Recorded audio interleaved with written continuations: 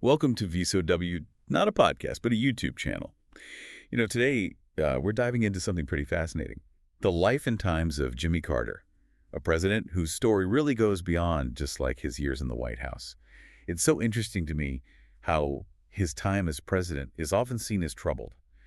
But then his post-presidency, is widely celebrated. Yeah. So we're going to explore this contrast today, looking at his accomplishments, his challenges, and of course that profound influence of his Christian faith. It really is true that Carter's story gives us a unique chance to look at how a president's legacy can change and be redefined over time.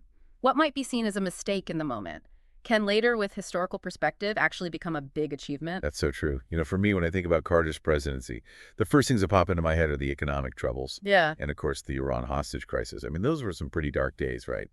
It's hard to reconcile that image with the global humanitarian we see today.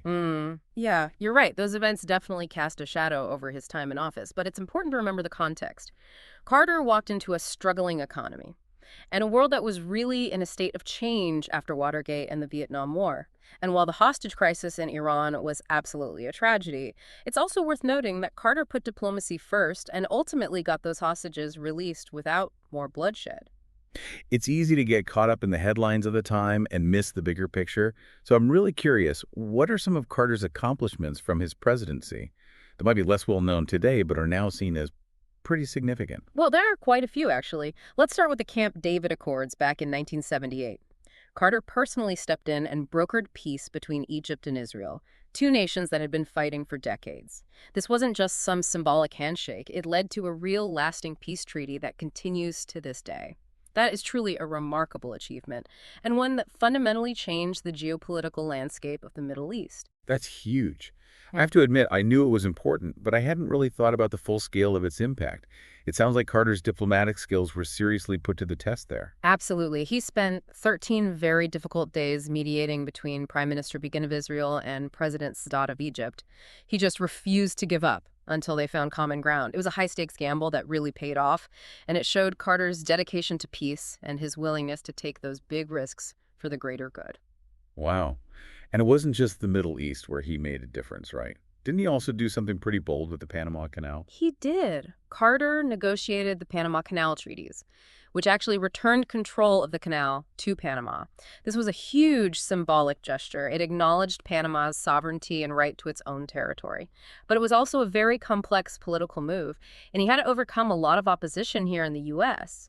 But in the end, it strengthened relationships with Latin America and showed a real commitment to fairness and partnership. It's remarkable.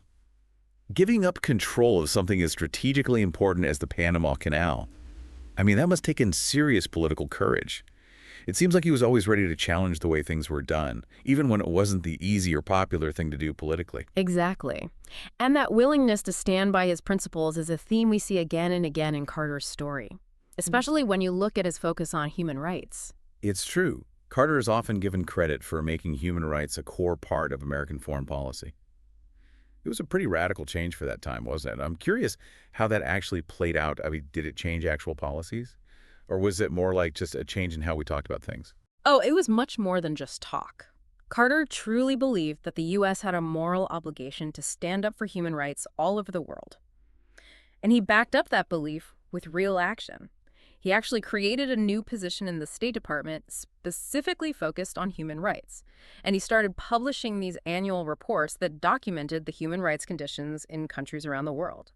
These reports were definitely controversial, but they shined a light on abuses and held governments accountable. Wow. So he wasn't just talking about human rights. He was creating ways to actually monitor and address these abuses. Exactly. And he wasn't afraid to take action against regimes that were violating human rights. He actually suspended aid to countries that had bad records on human rights, including some countries that had been U.S. allies for a long time, like the Somoza regime in Nicaragua.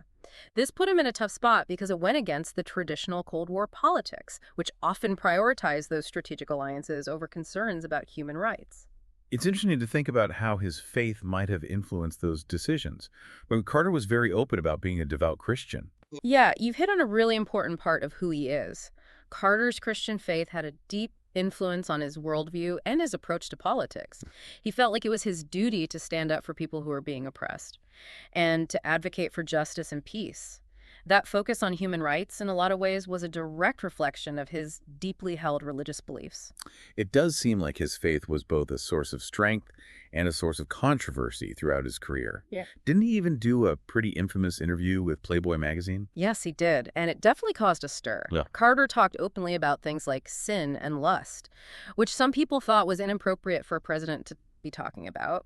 It really highlighted the complexities of trying to navigate faith in public life, especially in a role as visible and scrutinized as the presidency.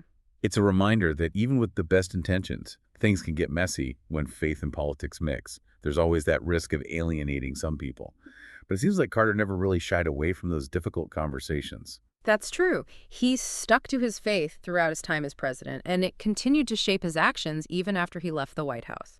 In fact, you can even argue that his post-presidency was shaped even more strongly by his faith. And his post-presidency is a whole other fascinating chapter in this story. And something we'll get into a little bit later, but first, we're going to take a quick break and we'll be right back. So we're just talking about how Carter's faith really stayed with him even after leaving office. And it's kind of wild to think about all he did in his post-presidency. Oh, it really is. Like, leaving politics actually gave him the freedom to just dive into his humanitarian work. Yeah. He started the Carter Center, which has honestly had a global impact on issues like human rights, democracy, and even global health. I've always been so impressed by the Carter Center. They're not just some think tank. They're actually out there on the ground doing real tangible work. What would you say are some of their most notable accomplishments? Oh man, where do I even start? They've been so important in helping to mediate conflicts, eradicating diseases like, guinea worm disease, and even monitoring elections to make sure they're fair. And they've done all this while staying totally neutral politically and committed to finding peaceful solutions. It's truly inspiring to see that level of commitment to service. He could have easily just retired to a life of, relaxation and ease after being president. But he chose to keep working tirelessly to make the world a better place. And he didn't just put his name on the Carter Center and call it a day. He was really involved traveling all over the world, mediating disputes, observing elections, working right alongside volunteers. I remember those pictures of him building houses with Habitat for Humanity. Yeah. Such a powerful image, right? A former president, hammer in hand, working side by side with everyday people to build homes for folks who need them. Exactly. It shows his humility and his belief in just taking direct action. He wasn't afraid to roll up his sleeves and get involved, even in tasks that some people might think are, beneath someone who's been president. It's like a total contrast to how we usually think of power and prestige. He redefined what it means to be an elder statesman. Not by throwing his weight around, but by serving others. And the world definitely noticed. For sure. All that work he did for humanitarian causes earned him the Nobel Peace Prize in 2002, which was really well-deserved. It recognized his lifelong dedication to peace, justice, and human dignity. It's so interesting how his time after the presidency in many ways kind of changed the story of his presidency. It's like those later years gave us a new way to look at his earlier work. Yeah, you could say that. His post-presidency let him show just how strong his character was and how sincere his convictions were. And it allowed people to see past the political struggles of his time in office and really appreciate the impact his values had. It reminds us that leadership isn't just about being in charge. It's about using your influence to make a difference in the world. No matter if you're in the Oval Office or building houses in a small town. Exactly. And Carter's example shows that true leadership goes beyond political lines.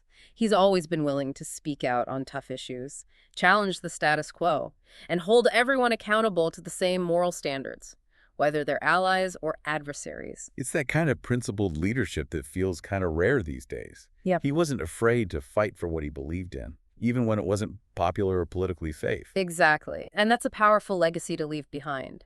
It challenges all of us to think bigger than ourselves and consider how we can use what we have, our talents, our resources, to really make a positive impact on the world. As we've been talking about all of Carter's accomplishments, I've realized that we often fixate on those big headline-grabbing things like Camp David, the Panama Canal treaties, the Nobel Peace Prize. But there's so much more to his story. You're right. It's easy to miss those quieter, less publicized parts of his work.